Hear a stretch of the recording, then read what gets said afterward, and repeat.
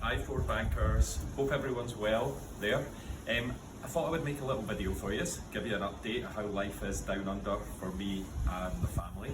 So I'll do it in a couple of different parts. I'll show you a bit about the school and I'll show you what we've been up to in Melbourne. Here you go. So good morning. It's early. I'm in school at just after 7:10 this morning. And we do start school a bit earlier here, but I'm mainly in that bit earlier just because I'm helping out with some interviews for some other people that might be coming across from Scotland. But I thought I would take the opportunity to take you on a little tour of the playground and our grounds. So here goes. Schools in Australia, or certainly in Melbourne that I've seen, are really lucky with the playgrounds the kids get.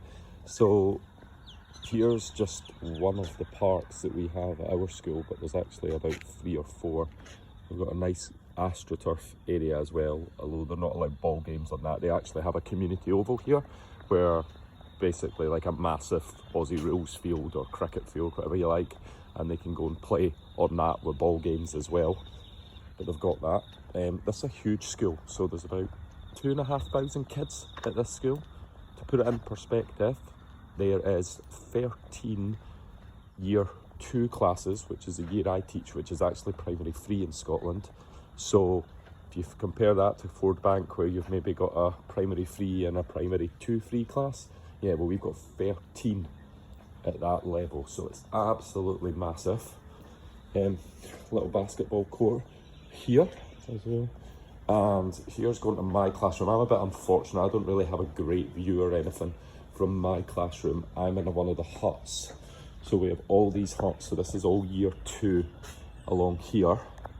And this is where I go. So it's nice and quiet at this time in the morning. I'm probably the first in school. We start school at 8:35 here. So still a bit of time, over an hour before we start, but I've got an interview in about 20 minutes. Here's my room, my door, my picture on the door, room 44.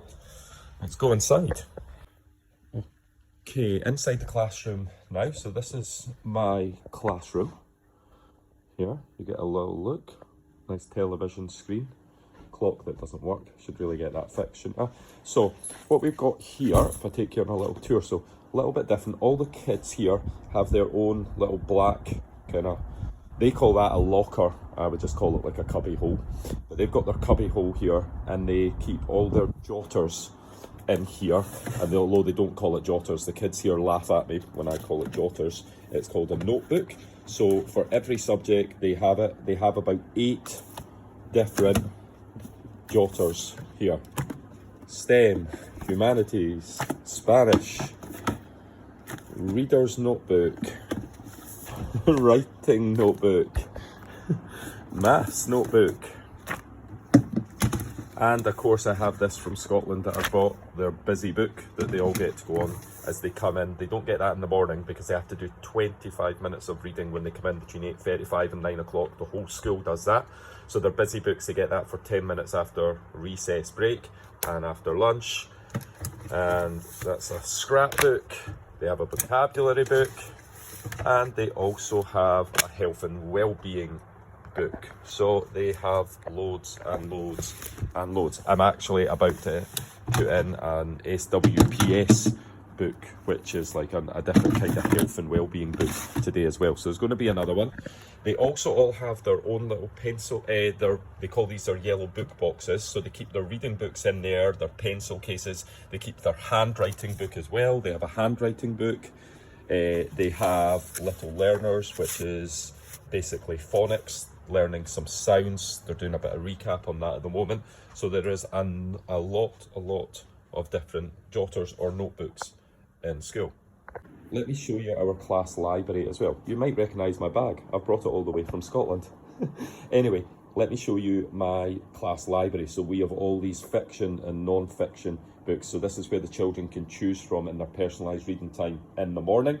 So every classroom has that. We also have our different levels of books. This is the books that they can take home that's obviously designed for their level. We use a system called F&P, so I have to test them on that every term to see where their comprehension is and where their reading For the teachers, what's really interesting here, the reading here is absolutely tremendous. Comprehension, kids really struggle with. But that's probably the case as it is in Scotland as well. Okay, just wanted to give you an example of writing book as well. So this is primary 3 in Scotland, year 2 in Australia. So we have to stick a learning intention and success criteria in every lesson we do for reading, writing, maths. In fact, every subject in the school you need to do it. So just like an example of some of the different work that the kids here, they need to do in primary 3. Okay, back on to me and teaching a little bit. So what's interesting here is I don't actually teach all the lessons here in this school. So in Scotland, your teacher teaches you PE, teaches you art, teaches you science, but I don't do that here. I only teach reading, writing, maths, a little bit of humanities and health and well-being. Humanities is basically like your kind of modern studies kind of type stuff, so maybe a little modern studies, history, that kind of thing, and a little bit of health and well-being about managing your emotions. But things like Spanish gets taught by an outside teacher, so does PE, so does art. They have performing arts as well, they have science, so all those lessons get covered by another teacher. So when that happens, I get time out of class. So your teacher in Scotland gets about 2.5 hours out of class a week. I get 6 hours out a week, so I'm quite fortunate. I got a lot of time. Also, for the teachers involved, I actually don't have to do that much planning for the lessons, because I'm in a little team of 3 or 4, and between us we do writing and maths, but everything else gets planned for us. So we only have to plan reading and writing, and even then we have our success criteria and learning intentions all get planned. They get given to us, so it's just the actual lessons we need to plan. You don't have to think too much for yourself here as a teacher. However, the flip side, there is loads of admin here as a teacher. So there is a lot of testing for the children in Australia compared to what you guys have back in Scotland. So I've just been doing reading tests all week. I've been doing maths tests all week. I've then got another 3 tests to do before our Easter holidays here as well. So there is a lot. We do a lot of individual learning plans here, a lot more than you would do in the UK. I'm really lucky. I only have to do individual learning plans for 7 children in my class. One of my colleagues has just had to do 16. So a lot of work. If children are slightly below or slightly above, they need an individual learning plan. There's also a lot of children with additional languages here, etc. So you need to do learning plans for that. So admin here is huge for teachers, but planning, etc. is a lot less, and you get a lot less time out of class here as well. Okay, next thing I want to tell you about lunches at this school. Wow, absolutely amazing. So I'm really lucky at the Ford Bank food. Don't get me wrong, it's brilliant. I don't want to upset the ladies downstairs in the lunch hall, because their chocolate cake, their macaroni cheese, I loved it, especially when I got the double portions. But here, the choice of food is absolutely crazy. I'm going to, in this video, I'll post a little picture and I'll show you the canteen when it's open later. It's not actually a canteen as such, you can't sit in, it's all takeaway, it's like a hatch. But the choice of food you can get here at lunchtime is absolutely incredible. The menu will blow your mind.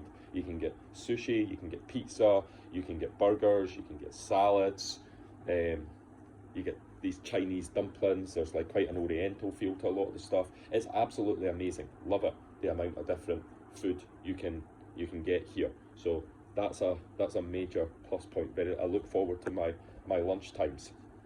Saying that, lunch times and break times here are slightly different in that you get 2 half-hour breaks. So I think in Ford Bank we got a 45-minute break and we got a 15-minute break.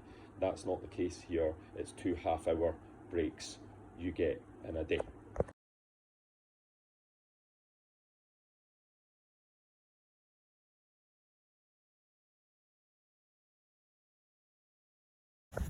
No matter how hard your day is at school, the great thing in Australia is you can come home and you can just do this. Woo! See you soon!